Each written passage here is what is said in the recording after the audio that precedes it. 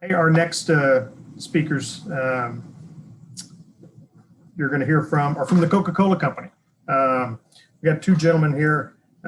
Simon Miles. Simon he's the global customer and digital director at Coca-Cola for Europe, Middle East, Canada, and Walmart International, responsible for managing the corporate across these markets. Simon also leads the digital e-commerce responsibilities across those markets, and he's been with Coca-Cola since 2006, and he's held a number of senior commercial roles, from category planning to head of shopper marketing, to leading consumer management teams, as well as the digital director over in Great Britain for all customers. And he's going to be partnered with Bill Wilson. He's been there, he joined Coca-Cola in 1999 as their food service operations and moved through business development. Currently, he's the global supply director for the Walmart account team at Coca-Cola, leading the integration, bringing supply chain solutions to Walmart and Sam's in select international markets. He also managed the distribution of Coca-Cola products to all McDonald's stores in the past, before leading the Walmart and US customer solution teams for 4 years, and now the international team. So Bill and Simon, I'll let y'all take it away. Thank you for joining us. Thank you, Chuck. Good morning, everybody. It's an absolute pleasure to be with you today. My name's Simon Miles. I'm the Global Customer Director for Walmart International at Coca-Cola. And I'm Bill Wilson. I'm the Global Supply Chain Director with Simon on the Walmart International business with Coca-Cola. So we just want to set the scene for our little session here by running a quick 2-minute video that just talks a little bit about the year that we've all lived through this year.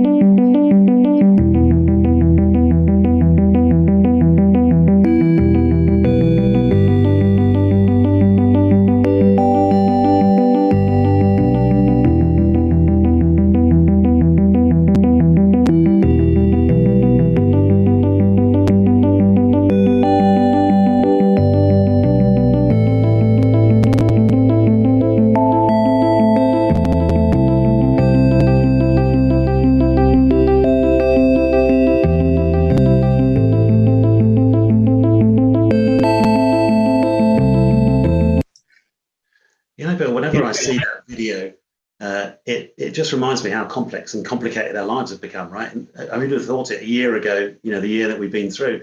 And of course, when you think about the explosion in e-commerce that's been a part of that journey over the last year, huge logistics, choice complexity. And Bill and I were talking about this the other day. We reckon there's about 3,200 possible combinations when you look at all the ways to order, the ways to fulfill, deliver, and receive products. And so huge amounts of complexity. And although COVID's been a big part of that, in a sense, COVID has changed nothing but accelerated everything, because many of the trends that we see were there anyway.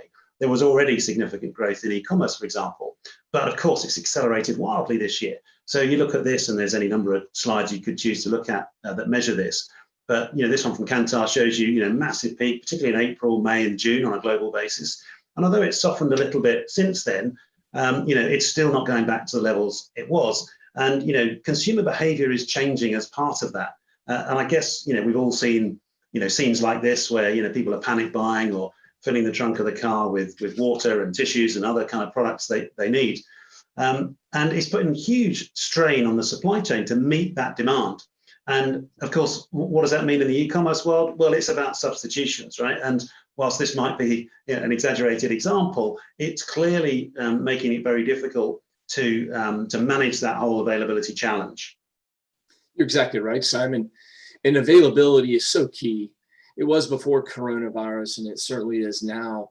But the one thing that I find really interesting is how the retailers are using this data that they have at their fingertips and leveraging it to really build accurate forecasts. And they're loading them into these machine learning and artificial intelligence tools, and they really are creating a very accurate forecast. So as suppliers, we got to figure out how to work with this, because we used to have a hand in that, and they're saying, hey, hands off, keep your hands off my forecast. So in order to work with a big retailer like a Walmart, you've got to be able to trust the forecast and then work in new ways. And what that means to us as suppliers, that we've got to figure out how to take these finished goods and push them out into the proper nodes in the supply chain, because things are changing, as you already said, and demand's changing so much, and looking at different packages. What I've seen is our biggest challenge is getting that visibility throughout our supply chain. So I know what's going on in different parts of the world at all times. It's nearly impossible. But with coronavirus, you mentioned this now, it has accelerated everything.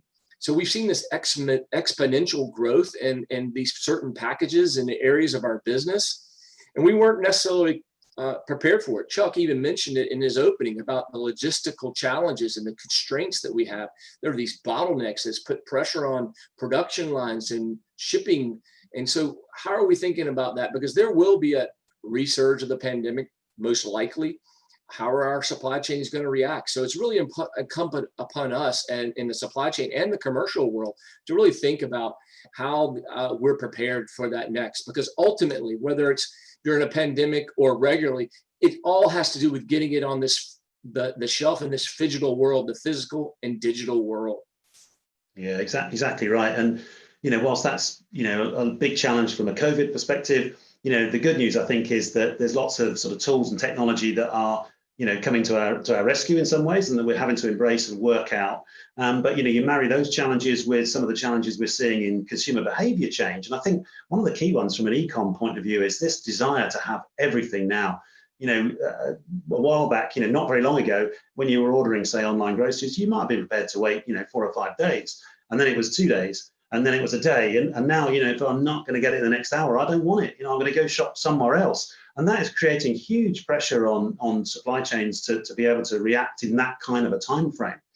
And so, some companies are starting to look at it in a very advanced way. And Amazon's one example of this, where they've started to figure out the consumer behavior, the browsing behavior that leads to a purchase, and then turning that on its head and say, okay, if we see someone going down the same purchase funnel, how do we kind of think about the fact that they're going to buy it probably before they know they're going to buy it?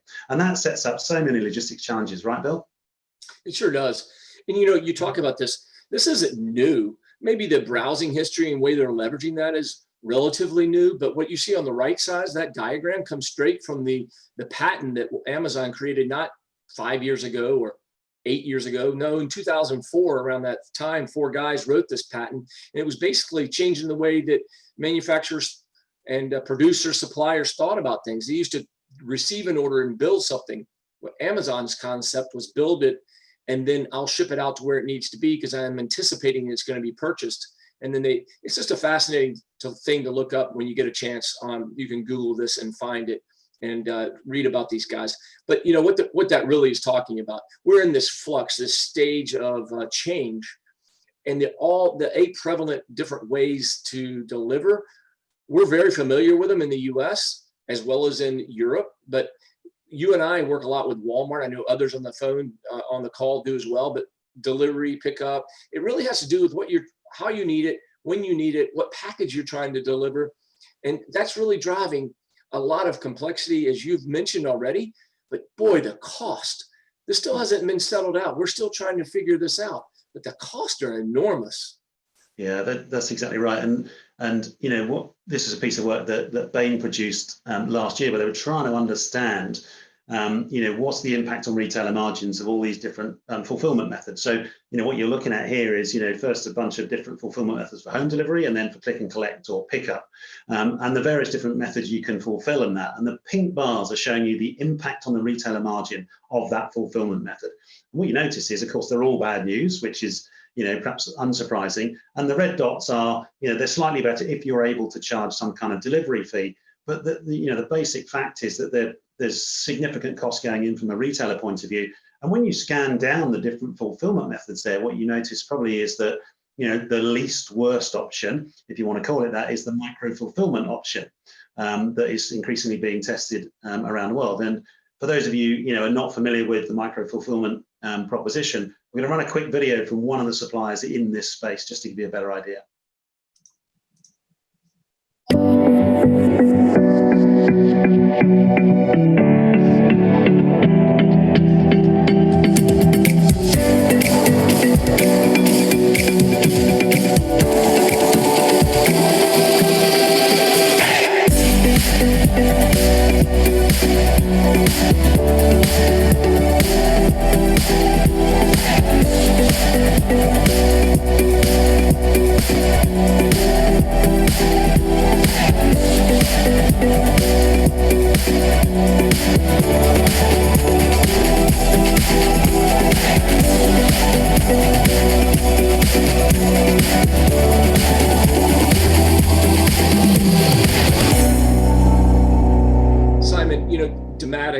Auto Store, they're part of this new group. Auto Store isn't new, they've been around for 20 plus years, but they're coming out with these new concepts that are finally catching on in the way that we handle the products. What you mentioned in that Bain graph was so telling. Automation is the key when we start talking about cost.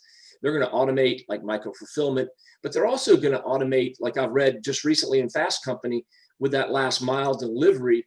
And with the Fast Company article that I read about this Israeli company called RE, they have created an autonomous electric vehicle that they're testing, which could help solve some of the costs of the last mile, because you'll be able to construct a vehicle that will be able to move in tight spaces. It's just a fascinating time to be in the supply chain world.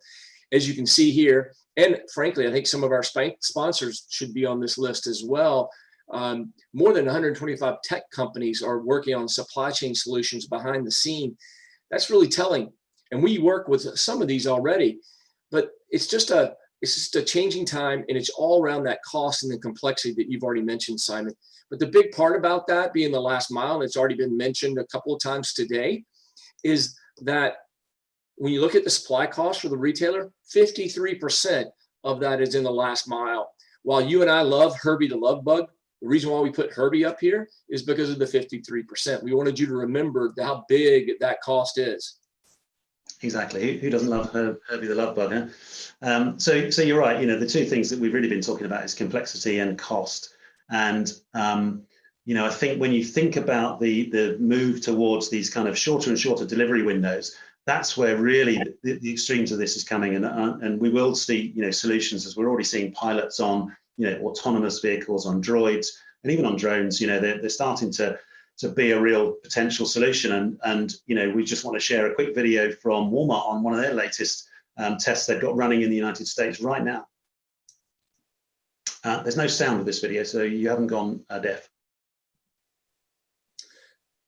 Simon, what that makes me think about is just the packaging impact. And I just don't see this working for a 32 pack, or I know Jim Conway's on from Monster, a big pack of Ultra, something like that. You know, that it really works for pharmaceutical. If I'm getting ready to make a meal, I need some additional spices or something. So what that really starts thinking about for us as suppliers, makes us think about, is just, what does this do for us on a packaging side? How are we going to impact the retailer's cost when we start talking about packaging? So that's been part of the conversation that Simon and I have had ongoing. How efficient are our products to be handled in a micro fulfillment center or some type of automation? In Walmart's world, we've got automated DCs that our packages have to interact with. Certainly, I would challenge all suppliers to continue to think about that, because when you look at how the consumer wants it, you know, 32 pack of Coca-Cola, Diet Coke, what have you, or large bag of cat food or dog food, might be best that you get that home delivered by someone who's going to drop it on your doorstep. But if you're looking for something quick, smaller packages, maybe a drone or a droid, maybe that's going to be solutions. One thing we don't know, just like those 8 prevalent delivery models, it's going to be made for you, right? How do you want it when you want it? So when I start thinking about it, packaging needs to marry up with supply and the needs of the shopper. Yeah, exactly right. Be a heck of a drone delivering my keg of beer, wouldn't it? So we just want to kind of pull this together. We've kind of talked to a number of issues, and I think, you know, if we wrapped it up into 3 things that we'd say to you, you can take away from this. I think the first one is really understanding where the complexity and the cost is lying, that's behind this kind of drive towards e-commerce shopping and what's being driven into the business costs of retailers and suppliers alike. I think the second one is what Bill was talking about around visibility end to end. I think it's absolutely vital that, you know, we find a better way of working together with our retail partners from a supplier perspective, so that, you know, we're genuinely getting the product to where the shoppers want it when they want it. And then the final point, I think, is around, you know, how we work. And I think Bill and I believe that one of the keys to success here is actually thinking about removing some of the silos that might exist in your business between commercial and supply chain, because we've got to be better. We've got to be more joined up. And, you know, the perfect example is, you know, you don't want the commercial team going in, you know, promoting the 32 pack of Coke if the supply chain guys are working on a drone delivery solution. So, you know, you've got to match these things up. So I hope you enjoyed that. That's the end of our kind of short time with you. We really appreciate the time, and we'll hand it back to Chuck and Laura to handle some questions. Thanks, guys. That was great. A great video. I think that hit home for a lot of us, what we're feeling and all as we've been through this COVID. And I got to tell you, 53% of the cost in the last mile. I'm glad y'all did that math, because I always wonder what that cost us. Kind of interesting. Laura, do we have any questions there? We have a question/comment, and I think it definitely applies to the delivery model that Coca-Cola uses for that last mile, in terms of the increase in electric trucks becoming more common. And have you guys looked at that as a possible solution, you know, in terms of cutting costs in that last mile?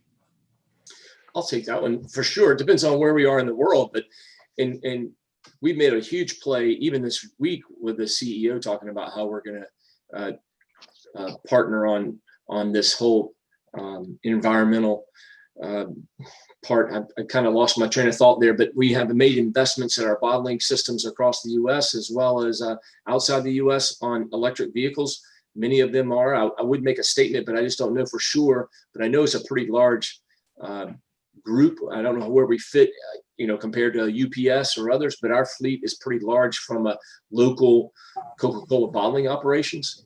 So I just know it from the CEO on down, this is a very important initiative for us to be have electric vehicles be carbon neutral. That's what I was trying to say earlier. I think it's a good question, actually, because we spent a lot of time thinking about that, because as the e-commerce thing has exploded, you know, it's definitely had its impact in terms of the sustainability agenda that most of our companies are having to deal with, right? And it really challenges that. And so, you know, not just things like electric vehicles, but also in terms of packaging. So you link it to what we were just talking about around, you know, smaller packages, you know, lightweighting stuff, you know, less secondary packaging. All of that is going to be one of the solutions that we can bring to some of the delivery challenges we've got, and it also needs to step up against the sustainability challenge. So it's very much linked together in our minds, the whole sort of e-com thing as well as sustainability.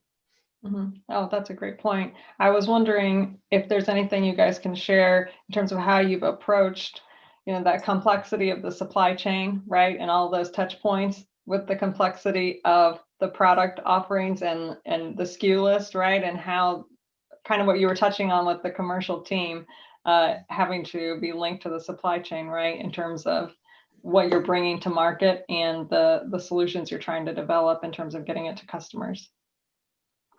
Yeah, I mean, if I talk a little bit about the front end of it, then maybe Bill can comment on some of the supply parts of it. But from a commercial standpoint, certainly we've been working much closer with our supply chain colleagues to understand and get that visibility that Bill was talking about. So we know what's coming down the line. Therefore, we know what products we're in a position to kind of fulfill and supply, and therefore, we're having those kind of conversations and trying to get more open and more transparent and more, put some more timelines in place with the retail partner to make sure they can see what's coming down the line as well, because we might be challenged in, I don't know, say cans is more difficult for us to produce than bottles. Then, telling the retail partners that's what we're struggling with, and therefore we're going to focus more on some of the other particular products has been definitely part of the commercial dialogue ongoing, and we're only able to do that if we've broken down some of these silos with our supply chain colleagues. Mm-hmm. Bill, I don't know if you want to talk about. Just one add to that is that if you've worked with Walmart, you know how rich their data is, and being able to get that visibility. We keep really pushing for on-shelf availability information, and we should do that with all of our retailers. And there are plenty of ways to get that information, but syncing up that with your delivery systems, it's been our success. Making sure that gets down to the lowest level in our delivery nodes really helps us fill those gaps when there are opportunities arise. Because if we manage the exceptions, it makes it a lot easier. Things go well most of the time, but when they go wrong, it's really important for us to react quickly. No, that's great advice. We had another question come in. So drones and autonomous vehicles will certainly address last mile delivery challenge in the future, but what about today? How are retailers addressing this point? Well, I think some of it, the smarter ones, and you'll see the Amazon example we talked about earlier in terms of anticipatory shipping is an extreme example of how they're dealing with that kind of thing. I think the supply chains are just getting slicker and smarter, and some of the picking models, so people are putting more resource in. You'll have seen, in the UK, for example, we talk about Asda, huge increase in terms of their delivery capacity by putting more resource, more trucks, and therefore their ability to move their products around their supply chain so that it is, picked from store, and they're using the stores as the local local way they can get the stock to you rather than central warehouses. So I think they're looking at their kind of the distribution model, so that the closer the product is to you as a shopper, then the quicker they can get it to you. And they're certainly learning a lot. Nobody's got all the answers yet, and so we certainly don't. But I think there's been significant benefits that have come through the increased focus on e-commerce. I mean, everybody's piling in. Everybody knows they've got to solve it, right? This is not going away. And so, our company, like many others, are putting more and more resource into this area to make it better. And we're learning as we go. I want to add just one point. I think that the retailers, because the question was around what are they doing today? I think that they're just sucking up the cost today. I mean, you look at the Amazon quarterly statements or Walmart. I mean, it's part of their operating costs. They're really eager for you to become, to their store and pick it up on your own. I mean, that saves them the last mile cost. So I think that's how they're addressing today. They're just eating the cost till we really figure out which of those models is going to play most efficiently for everyone and how they're going to entice you to go with that model. Yeah. The challenge is, of course, the shopper's in charge, right? We're not in charge. Retailer's not in charge. It's the shopper who's going to make the ultimate decision. So you've got to be in a position to provide whatever the shopper wants at the end. But if you look around the world, I mean, you look at China, you see a lot of moped delivery and that kind of stuff. So certain areas of the world are very, very slick at this kind of stuff. We kind of take, I'm you may have detected from my slight accent that I'm English, and I've got in my mind it's delivery vans to your home because that's the dominant model here. But many places in the world it's much, much slicker than that. Absolutely. Yeah. Okay. So what else you got, Laura? That's it from questions on this side. I think Simon and Bill, you guys gave us great perspective and, challenges certainly, because the retailers absorbing the cost is not a sustainable model. That's something we all need to be very focused on, because, if the consumer is deciding, eventually we'll be part of the solution as well. And we have to partner with them to address those. So thank you for bringing that point. And I think with that, we're ready to move on, unless Chuck, you have anything else to add? I think that's it. I think we're right on time. Gentlemen, thank you for the time today. Really enjoyed it. That's our pleasure. Thank you.